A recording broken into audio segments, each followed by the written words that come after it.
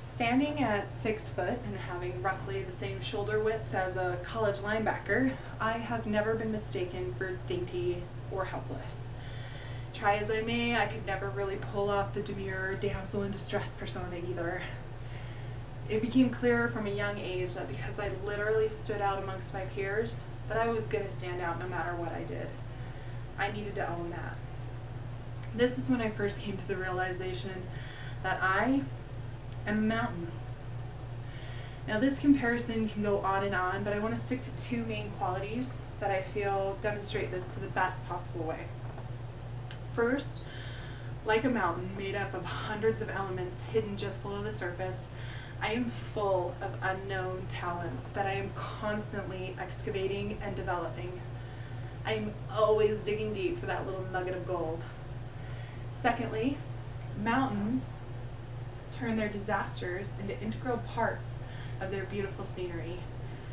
I love that idea. I love that all of the hard, traumatic, ugly things that we go through in our life just make us more special. So let's start with talent, more specifically music. I did not come from a musical family. I mean, we all enjoyed it, but there was nothing to indicate any predisposition for it. In fact, it was exactly the opposite. I had one of the worst natural singing voices ever. I was cut from every choir I auditioned for, including church, and I remember one particularly harsh choir director told me that maybe I should try band. But I wanted to learn, so I dug deep. I convinced my mom that I needed voice lessons, which wasn't hard, and though some people might look at practicing as a chore, it consumed me. Imagine a 12-year-old locking themselves in their room for hours a day practicing scales. This drive pushed me hard and catapulted me quickly ahead of my competition. I eventually made every elite choir. I got a perfect score on my high school and college recitals. I ended up in Italy singing opera as part of an elite touring group, and I eventually became the lead singer of a bluegrass gospel band. Now, even though I didn't end up choosing that life, I'm still pretty glad that I have a pocket full of gold if I need it. Second point is that I don't let the hard times define me. The best example of this that I can think of is in my early 20s, I was homeless.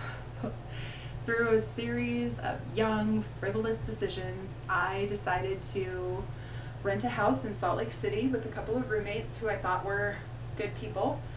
3 months into it, I stood corrected. After having a long conversation with the landlord, I had two options. I could live out the lease or be homeless. Not paying rent was not an option without legal intervention. Deciding that the house was not worth it, I moved into my car.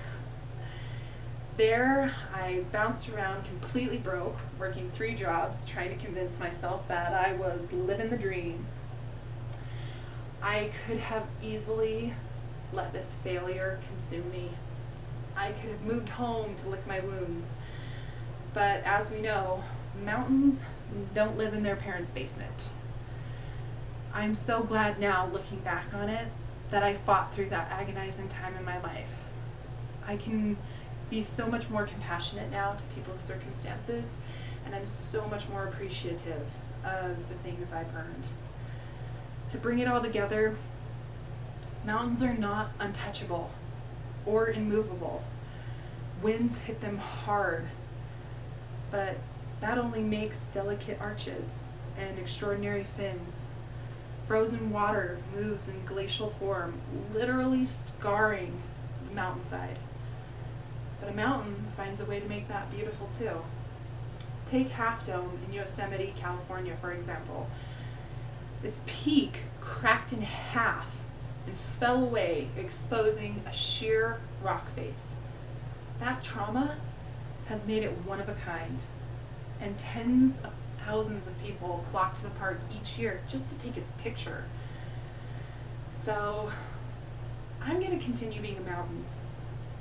I'm going to let every storm, every scar, every trauma make me stronger.